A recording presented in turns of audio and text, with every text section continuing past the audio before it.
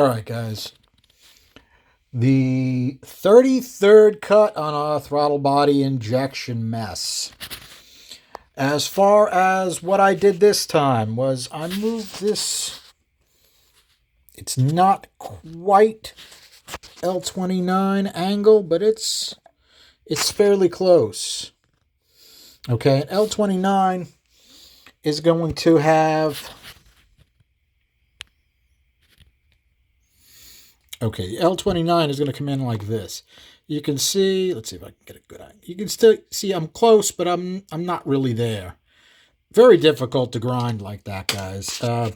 Not a lot of fun. Just changing this from the last one was nearly an hour's worth of grinding. What a pain.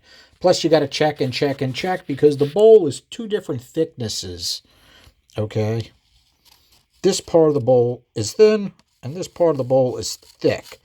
But the burr wants to dig this way, okay? And there's no way for me to know how thick it is under that. So, long and painful. In any case, not a complete winner. I mean, as far as our liquid, shoot. I don't know, man. That liquid goes all the way back to the short side. Looks good as far as that bowl. All right, we got a nice angle on that. Comes up, powders the plug beautifully. Let's see what a mess it made on the chamber. All right, I'm going to say that's a step backwards on our liquid as far as I think the last cut was better. As far as our valve, starting to show a little bit on the other side. Not bad. Not bad. Okay, down its throat, looks pretty good. You can see how far down that ramp has been moved. As a matter of fact, I measured it. The height of the ramp has changed radically. Okay, that ramp is now almost 3/4 of an inch shorter than it was. And the more I turn the ramp, since it is a high helix ramp, the shorter the ramp will get. Makes you start to wonder if you put if we got a set of these cast in aluminum, you make that ramp a little bit taller and cast it in the right spot, that might be a completely different animal. Okay, trying to give you guys a little bit different view of that. Okay, you can see it's almost an L29. What am I going to do at this point? I don't know. I mean, we can take that entire ramp out and make it a straight port and see what it'll do. I think it'll ruin a lot of our swirl characteristics that we like about it. But, it is the experimental head. I wouldn't mind doing that if guys would like to see that. You let me know in the comments.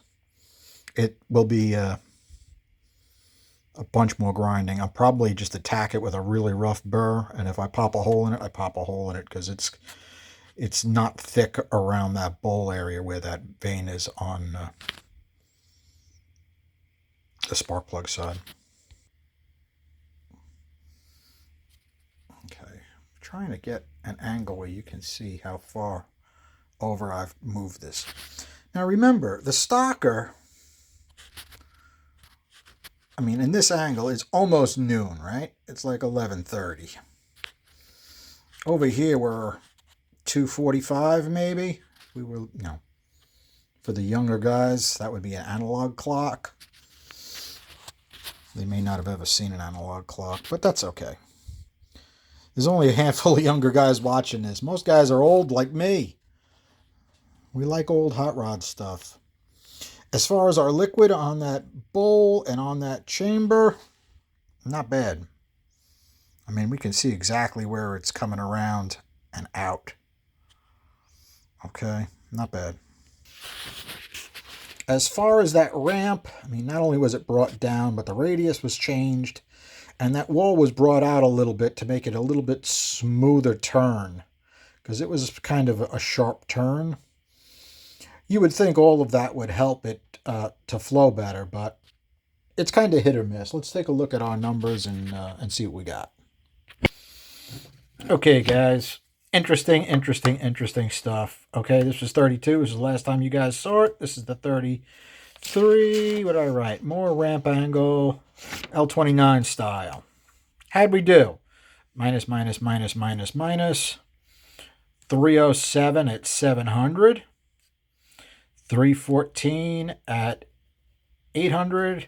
318.2 at 900. So these are our only gains all the way up top. Would it make more power than this one? Well, I guess it would depend on how big your cam is and what the application is, right? In any case, it's still not bad. I like this curve better because I like them big and chunky in the middle. Yes. As far as I'm concerned, this would make better power. But there are guys that like curves like this. They don't mind it being leaner in the lower lifts and a little plumper up top. Depends how much time the valve spends hanging open as well. You know, your duration and how much you lift it. I don't think we're going to be putting in a 900 lift cam. But in any case, it is, you know, guys mentioned in the comments, it's good how it keeps going up. A lot of times, like a Dart 200 head stock, it's maxed out around 450, 500. It'll go like, they usually flow around 245, 250. After that, they're kind of stalled out. The short side radius is too fast, and that's about all you're going to get out of it at that point. In fact, it usually starts to lose it. I did some Dart 200 stuff. I still have them. I should probably dig them out. They're huge. They're like 245 cc's, but I also think they were like right around 320. Sorry, guys. Off task as usual. Let's take a look at the airspeeds. Okay, top is 32, bottom is 33. I did try my flow ball trick on this one. Didn't make much of a difference, so it was about the same with the flow ball, without the flow ball. So obviously, whatever was going on with the short side radius, changing that ramp angle, pretty much got rid of it. How'd we do as far as our speeds? Well, I did take speed. I took a top and a bottom speed at 0.9, right? 310 and 331. You know that's affecting how much air is going to be able to flow through the pinch at that point. Okay? But at 600, this is what our numbers are. Equal, just a little bit more at the bottom. Now, this was 295.8.